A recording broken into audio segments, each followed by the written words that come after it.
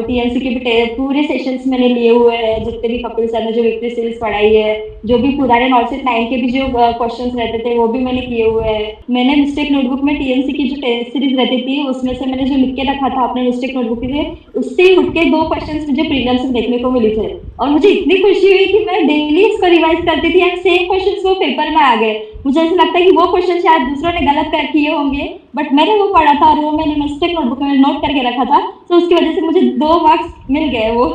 जिसको एंजाइटी तो ये नेचुरल है सर, किसी को भी ऐसे स्टडी के टाइम पे एंजाइटी होती है, वो कैटास्ट्रोफिक थिंकिंग तो सब में आती है कि क्या होगा, मेरा हो पाएगा या नहीं हो पाएगा, मतलब निगेटिव थॉट्स तो चलते ही रहते हैं माइंड में, बट हमें एंजाइटी को हमेशा कंट्रोल में रखना चाहिए। बिकॉज अगर एंशियस रहेंगे, एंजाइटी बढ़ेगी तो वैसे भी अपना कुछ भी मतलब जो अच्छा काम है वो बिगड़ सकता है ड्यू टू एंजाइटी। सजेशन तो मेरा यही रहेगा कि कभी भी डिमोटिवेट होना नहीं है। फर्स्ट ऑफ ऑल हमेशा खुद पे ट्रस्ट रखना चाहिए, खुद पे बिलीफ रखना चाहिए कि हम कर सकते हैं, हमारा भी नॉलेज में सिलेक्शन हो सकता है।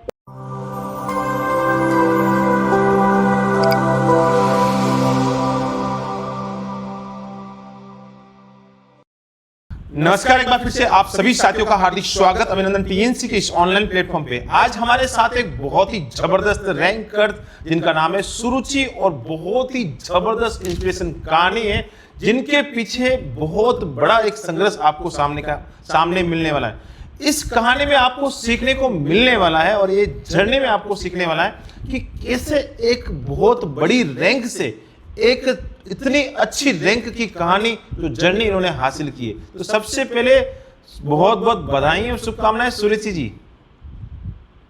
Thank you so much sir, thank you. एक बड़ा आंकड़ा आपने हासिल किया है और इस आंकड़े को पाने के लिए हर एक बच्चा बहुत ही जबरदस्त मेहनत करता है। 191 रैंक आपने हासिल की है। इस 191 के पीछे बहुत बड़ा एक संघर्ष भी रहा है और आज वो संघर्ष हम सारे बच्चों के सामने लेके आने वाले हैं। तो सबसे पहले इस इंटरव्यू की जो शुरुआत करने वाले आपके अपने इंट्रोडक्शन से।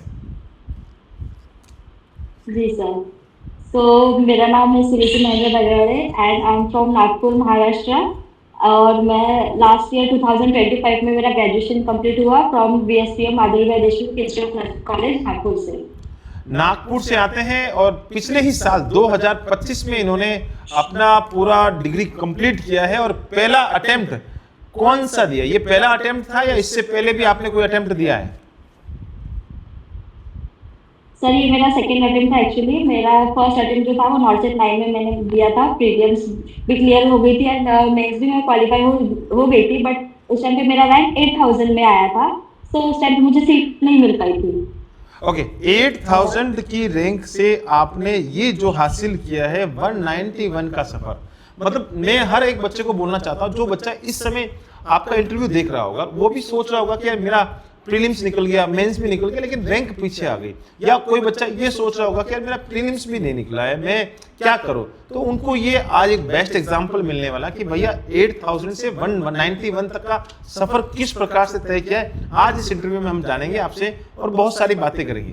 तो सबसे पहले मैं यहाँ से ही शुरुआत करता हूँ कि सबसे पहले जो आपका 9 के अंदर 8000 रैंक आई, क्या बदलाव किया? ऐसा क्या बदलाव था जो यहाँ से यहाँ तक लाने में आपको बहुत बड़ा रोल निभाया है?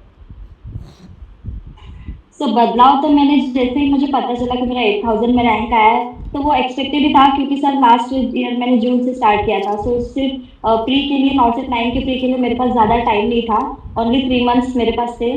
सो मैंने उस टाइम पे मेरे पास थ्योरी बैच भी अवेलेबल नहीं थी। मैंने बहुत ऐसे मतलब एक तो मैंने प्रिपरेशन बहुत लेट स्टार्ट की, कॉलेज एंड होने के बाद प्रिपरेशन स्टार्ट की एंड फिर मुझे गाइडेंस नहीं मिल रहा था प्रॉपर कि मैं थ्योरी बैच कौन सी परचेज करूँ। फिर मैंने एक कोचिंग की थ्योरी बैच ली, वहाँ से पहले अच्छे से जो थ्योरीज है वो क्लियर की एंड मैंने ऐसा था कि मेरा कम्युनिटी, हेल्थ नर्सिंग, फिर प्लस रिसर्च, ये सारे सब्जेक्ट्स बिल्कुल भी मैंने टच नहीं किए थे। स्टिल मेरा इतना अच्छा रैंक आया प्री के बाद, मतलब मैं क्वालिफाई हो चुकी थी मेंस के लिए।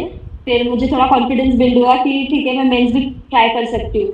फिर मेंस के लिए मैंने और मतलब एक्चुअली मैंने उस टाइम पे सिर्फ एमसीक्यू सेशंस ही किए थे। टीएनसी के भी मैंने एमसीक्यू सेशन लिए थे यूट्यूब पे फ्री वाले, सारे मतलब मैं एमसीक्यू करते जा रही थी। सो मैंने फिर मेंस दिया नॉट सेट 9 का, तो उसमें फिर मुझे मतलब उतना खास आया नहीं, बट 8000 में मेरा रैंक आया था। उस टाइम पे मैं क्वालिफाई हो चुकी थी, बट फिर वो लेट हो गया था, मतलब ज़्यादा रैंक पीछे चला गया था तो मुझे सीट नहीं मिल पाई थी उसके बाद।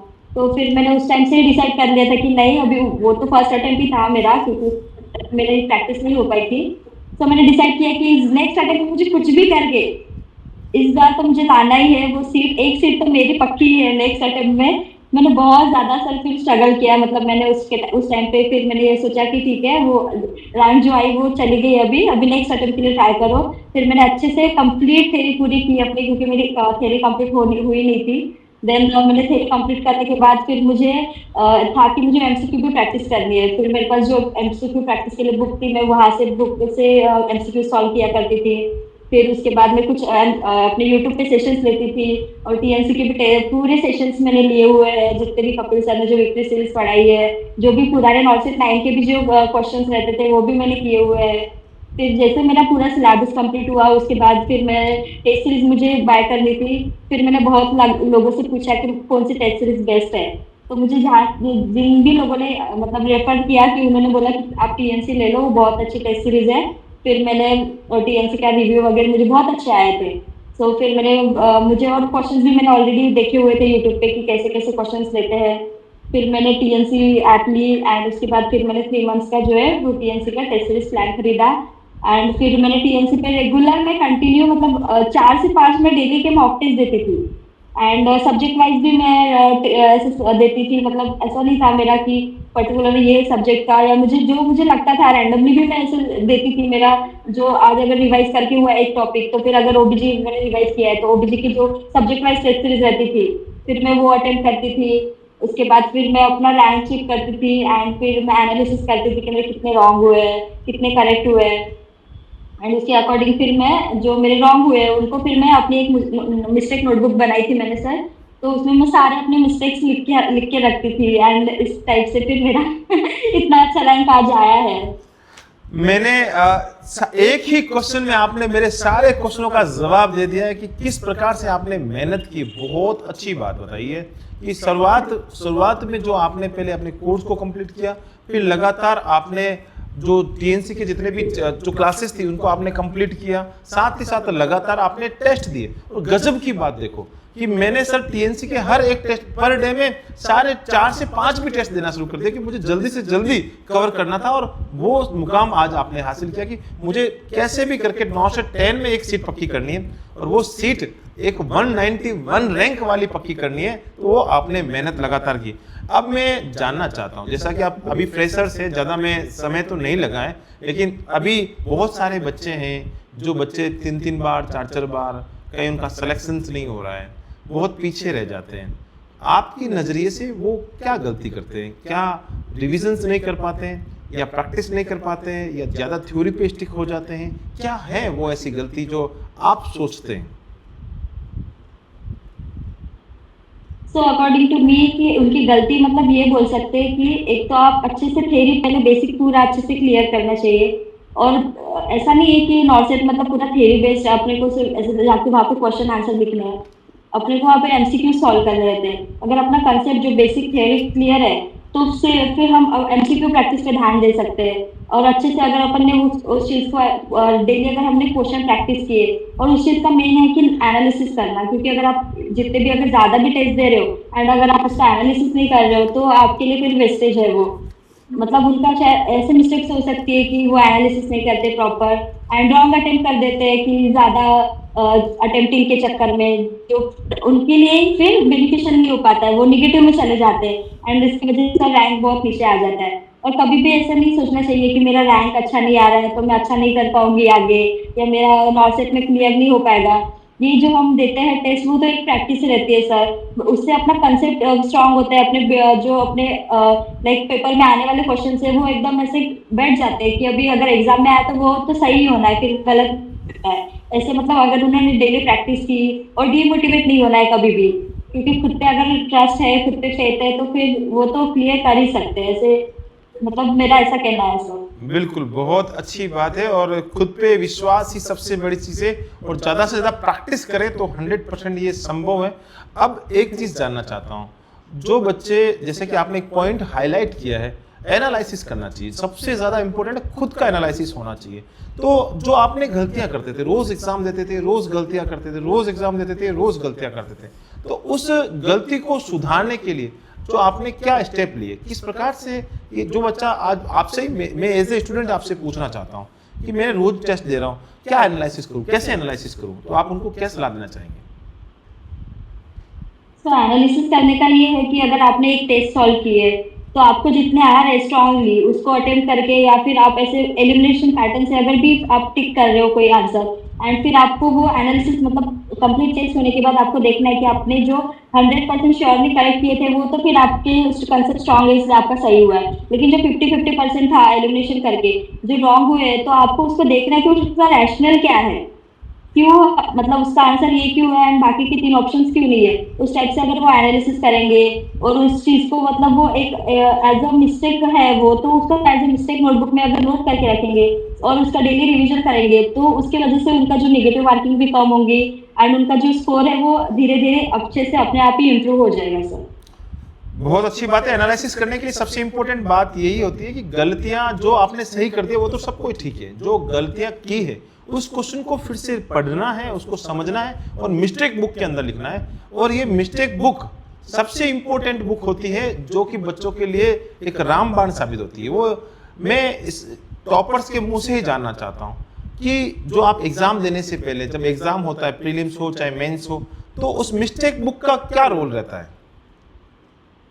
मिस्टेक बुक का तो सबसे ज्यादा इम्पोर्टेंट रोल जो है वो हमेशा मतलब मिस्टेक नोटबुक हमेशा अपने लाइक प्रीलियम से तो उसके पहले दिन तो अच्छे से उसको रिवाइज करके जाना ही चाहिए, क्योंकि अपनी जो गलतियां हैं वो मिस्टेक बुक्स में ही अपन लिखते हैं। एंड मैं अपना ऑनेस्टली पर्सनल रिव्यू देना चाहूंगी कि जो मैंने मिस्टेक नोटबुक में टीएमसी की जो टेस्ट सीरीज रहती थी उसमें से मैंने जो लिख के रखा था अपने मिस्टेक नोटबुक के, उससे उठ के 2 क्वेश्चन मुझे प्रीलियम से देखने को मिले थे और मुझे इतनी खुशी हुई कि मैं डेली इसको रिवाइज करती थी एंड सेम क्वेश्चन वो पेपर में आ गए। मुझे ऐसा लगता है कि वो क्वेश्चन शायद दूसरों ने गलत कर किए होंगे बट मैंने वो पढ़ा था और वो मैंने मिस्टेक नोटबुक में नोट करके रखा था, तो उसकी वजह से मुझे 2 मार्क्स मिल गए वो मिस्टेक नोटबुक्स की वजह से। सो मैं तो चाहूंगी कि मतलब सारे लोगों ने वो मिस्टेक नोटबुक बना के उसको अच्छे से रिवाइज करना चाहिए सर। बहुत अच्छी बात बताइए कि देखो लास्ट के टाइम में जो सबसे इंपॉर्टेंट पार्ट होता है कि वो आपके लिए एक बहुत बड़ा रामबाण साबित होता है, और वो आपने बताया कि लास्ट के टाइम में से मैंने उसको रिविजन किया और सेम वही चीजें वहां पे एक एक्स्ट्रा ऐसे क्वेश्चंस मिल जाना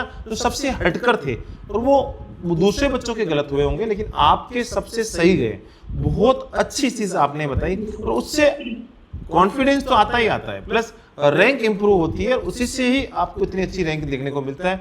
बहुत सारी चीजें आपने बताई और बहुत अच्छा लगा। एक सवाल और पूछना चाहता हूँ, एंजाइटी जो कि हमेशा सर चढ़कर बोल जाती है और इस एंजाइटी की वजह से बहुत सारे चीजें ऊपर नीचे हो जाती है, तो जो तैयारी के दौरान बार बार ऐसे ख्याल आते हैं कि मेरा सिलेक्शन होगा कि नहीं, मैं सिलेक्शन कर पाऊंगी या नहीं कर पाऊंगी, मैं अच्छी रैंक ले पाऊंगी या नहीं पाऊंगी, तो उस एंजाइटी को कंट्रोल करने के लिए आपने क्या किया और क्या सुझाव देना चाहेंगे? तो एंजाइटी तो ये नेचुरल है सर, किसी को भी ऐसे स्टडी के टाइम पे एंजाइटी होती है, वो कैटास्ट्रोफिक थिंकिंग तो सब में आती है कि क्या होगा, मेरा हो पाएगा या नहीं हो पाएगा, मतलब निगेटिव थॉट्स तो चलते ही रहते हैं माइंड में। बट हमें एंजाइटी को हमेशा कंट्रोल में रखना चाहिए, बिकॉज अगर एंशियस रहेंगे, एंजाइटी बढ़ेगी तो वैसे भी अपना कुछ भी मतलब जो अच्छा काम है वो बिगड़ सकता है ड्यू टू एंजाइटी। हमेशा मतलब ऐसे कभी भी एग्जाम के टाइम पे कभी भी एंजाइटी नहीं रखना चाहिए। और अगर किसी को ऐसा एंशियस हो रहे हैं एग्जाम के टाइम पे, सो मुझे ऐसा लगता है कि अगर जहाँ पे अपन स्टडी कर रहे हैं, अगर स्टडी टेबल के सामने अपन कुछ ऐसे लाइक एंजाइटी कम करने वाला नोट लिख के रखेंगे, उसका आगे से हम देखेंगे तो अपने आप एंजाइटी कम हो सकती है। या फिर अगर एग्जाम सेंटर पे जा रहे हैं, सारे लोगों को देख रहे हैं और एंशियस हो रहे हैं कि क्या होगा, इतना सारा कॉम्पिटिशन है, तो आई थिंक उनको काम रहना चाहिए। अगर बहुत ज्यादा एंशियस हो रहे हैं तो थोड़ा सा डीप ब्रीथ इनहेल एक्सहेल करके वो अपने एंजाइटी को कम कर सकते हैं। पर्सनली मैंने ऐसा फील नहीं किया है एक्चुअली, ऑनेस्टली मुझे एंजाइटी होती नहीं है, वैसे मैं चिल ही रहती हूँ हमेशा। सबसे अच्छी बात है, देखो एंजाइटी होने का चांस ही नहीं है क्योंकि आपने इतनी अच्छी प्रैक्टिस कर ली है, आप लगातार, आपको लगता है कि यार कोई दिक्कत नहीं है, हम एंजाइटी करेंगे। तो एक बहुत अच्छी लाइन बोली है, मैं उसको फिर से बच्चों को सामने लेके आना था। भाई एंजाइटी करने से काम ज्यादा बिगड़ता है, ज्यादा अच्छा नहीं होता है, काम खराब होता है। तो जिस दिन एग्जाम होता है ना उस दिन यही सोच के जाओ कि भाई जो होगा वो देखा जाए, जो खुदाए मंजूर होगा वो सब कुछ अच्छा ही होगा, जो भगवान ने मेरे लिए लिख दिया वो सबसे बेस्ट होगा और मैं अपना 100% देके आऊंगी। और आज एग्जाम है और उस एग्जाम में सबसे टॉप चीज आपको मैनिफेस्ट करके जाना कि मेरी बहुत अच्छी रैंक आने वाली है। तो ये अगर आप सोच के जाते हैं तो भगवान भी ऊपर बैठा बैठा बोलता है तथास्तु बेटा तुम्हारी बहुत अच्छी रैंक आने वाली है, और इसी से एक बहुत अच्छी रैंक निकल के आती है, उससे ऑटोमेटिकली एंजाइटी भाग जाती है। बहुत अच्छी बातें आपने बताई है और बहुत सारी चीजें आपने बच्चों के साथ शेयर की है। मेरे साथ टाइम एक लिमिट है, उस टाइम की लिमिट की देखते हुए मैं एक सवाल आपसे लेना चाहता हूँ। मुझे आपसे ये पूछना है कि प्रीलिम्स का क्या स्कोर है और मेंस का क्या स्कोर है?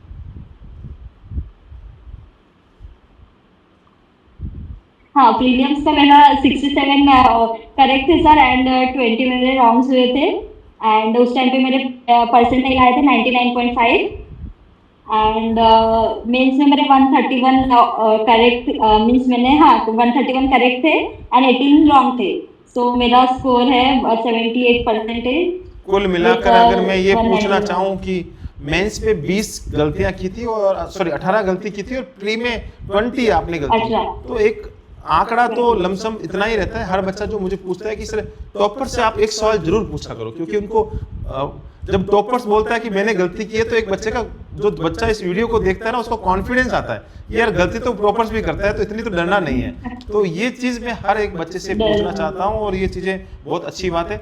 अब मैं एक सवाल पूछना चाहता हूँ और ये लास्ट सवाल है मेरा कि एक हर बच्चा, हर एस्पिरेंट जो इस समय तैयारी कर रहा है और हर बच्चा इस इंटरव्यू को देख रहा है, वो आपसे कुछ सीखना चाहता है कि सुरुचि आप मुझे बता दीजिए कि हम ऐसा क्या करें, ऐसा क्या सजेशंस देना चाहेंगे, ऐसा क्या मूल मंत्र देना चाहेंगे जिससे आने वाले समय में हम भी बोजरा सर के साथ एक बहुत ही जबरदस्त इंटरव्यू कर पाए और आने वाले समय में बोजरा सर के साथ हम भी एक अच्छा इंटरव्यू लेके आए और उसमें आपको थैंक यू बोले। क्या सजेशन देना चाहेंगे? सजेशन तो मेरा यही रहेगा कि कभी भी डिमोटिवेट होना नहीं है। फर्स्ट ऑफ ऑल हमेशा खुद पे ट्रस्ट रखना चाहिए, खुद पे बिलीव रखना चाहिए कि हम कर सकते हैं, हमारा भी नॉलेज में सिलेक्शन हो सकता है। उसके लिए एक ही मूल मंत्र है कि डेली आप रिवाइज करो, जो भी आपकी थ्योरी है उनको क्लियर किया करो, एमसीक्यू सेशन अटेंड किया करो, टीएलसी का अगर आपने टेस्ट सीरीज दी तो डेली उस पर अवेलेबल रहते हैं सारी टेस्ट, पूरे मॉक टेस्ट रहती है, सब्जेक्ट वाइज टेस्ट रहती है, तो आप उनको अटेंड किया करें, उसका फिर एनालिसिस करके उसको डेली अगर आप प्रैक्टिस करोगे तो आप जरूर एक दिन अच्छा रैंक हासिल कर पाओगे और सर के साथ डायरेक्टली इंटरव्यू दे सकते हो। ऐसा मुझे लगता है। बहुत अच्छी बात बोली है कि पहले अपनी थ्योरी को मजबूत करें और डेली हमेशा रिविजन्स करें। Revisions is the most important की, और उससे भी अच्छी चीज आपने जो बताई है, रिविजन्स के साथ साथ डेली प्रैक्टिस करें और लगातार जब आप प्रैक्टिस करेंगे तो बहुत अच्छी चीजें निकल के आएगी और आने वाले समय में जो बच्चा इंटरव्यू देख रहा है वो भी पक्का रैंकर्स बनेगा और आप ही की तरह वो इंटरव्यू भी देगा। तो बहुत बहुत बधाइयां, बहुत बहुत शुभकामनाएं, आपने बहुत अच्छी रैंक को हासिल किया है। आप ऐसे ही अपना नाम, साथ ही साथ अपने माता पिता का नाम, जिस धरती से आते हैं उस धरती का नाम, और जिस कॉलेज से आपने पढ़ाई की है उस कॉलेज के जितने भी गुरुजन है जो आपको पढ़ाने, जो आपको एकेडमिक ईयर में पढ़ाए, उन सभी गुरुजन का नाम, साथ ही साथ टीएनसी का नाम हमेशा रोशन करते रहें। जय हिंद, जय भारत, वंदे मातरम। Thank you so much. Thank you sir. तो आज शायद आपके साथ मम्मी जी भी आ गए हैं, तो मैं मम्मी जी से भी बहुत सारे सवाल पूछना चाहता हूं। सबसे पहले कैसा लग रहा है मम्मी जी? बहुत अच्छा लग रहा है और आज आपके चेहरे पे बहुत अच्छी खुशियां भी नजर आ रही है कि आज बेटी ने बहुत बड़ी रैंक को हासिल किया है और एक 191 बहुत बड़ी रैंक होती है, ऑल इंडिया 191 जो इन्होंने हासिल करके दिखाया और आपका नाम रोशन किया है। तो बेटी के लिए क्या पार्टी वार्टी रखा है आपने?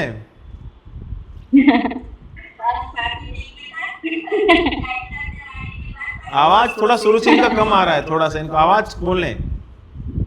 जी सर, एक सेकेंड।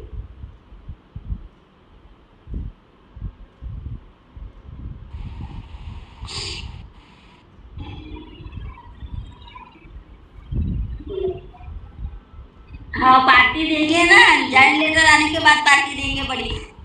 बिल्कुल, मैं पार्टी लेने के लिए नागपुर आऊंगा और बिल्कुल मेरी तरफ से भी एक पार्टी रहेगी और एक आपकी तरफ से भी पार्टी रहेगी। और बिल्कुल इस समय जो बच्ची ने जो सपना देखा था और आपने जो सपना देखा है वो पूरा हो गया है। और हम लोग जो हमेशा मैनिफेस्ट करते हैं कि 1 लाख वाला सपना, कि 1 लाख अब सैलरी आने वाली है और 1 लाख की जो पहली सैलरी आने वाली है वो मम्मी जी को मिलने वाली है। तो बिल्कुल आप तैयार हैं इस 1 लाख की सैलरी के लिए? हाँ जी तैयार है। बहुत मेहनत की है उसने। सुबह से 8 बजे से लाइब्रेरी जाती थी और उसके बाद घर में आने के बाद भी पढ़ाई करती थी। 15-16 घंटे तक पढ़ाई करती थी। इसकी मेहनत है, इसके पीछे तो रैंक आ गया। बहुत जबरदस्त मेहनत किया है और उस मेहनत का ही एक परिणाम है कि इतनी अच्छी रैंक आई है। और कुछ बताना चाहेंगी जो बिटिया के बारे में? हाँ, ये जब से नर्सिंग कॉलेज गई है ना, वहाँ से 4 साल में फर्स्ट सेकंड टॉपर चाहिए। बहुत पढ़ाई करती थी वो। यहाँ से नागपुर जाती, बुटी बुटी से नागपुर जाती थी बस से, और वहाँ से थक के आ रही घर में आती थी। 2-3 घंटे लगते थे आने जाने में। बहुत स्ट्रगल किया इसने। और आज उस स्ट्रगल का परिणाम भी है। और देखो आज कितनी खुशी है। मैं आज सारे बच्चों को ये बता देना चाहता हूँ कि मैं हमेशा एक लाइन बोलता रहता हूँ, हर बच्चे को ये लाइन बोलता हूँ कि देखो सबसे मोस्ट इंपॉर्टेंट बात होती है कि जब भी डीमोटिवेशन आए तो अपने माता पिता का चेहरा जरूर देखें। और आज एक माँ के चेहरे पे इतनी जबरदस्त खुशी है कि बेटी तो खुश है ही है, लेकिन माँ उससे ज्यादा खुश है कि इस संघर्ष का जो परिणाम है वो आप सबके सामने है। बहुत बहुत धन्यवाद माता जी, आपने बहुत मेहनत की है और इस मेहनत का आज यहाँ पे नतीजा है। बहुत बहुत धन्यवाद। Thank you so much.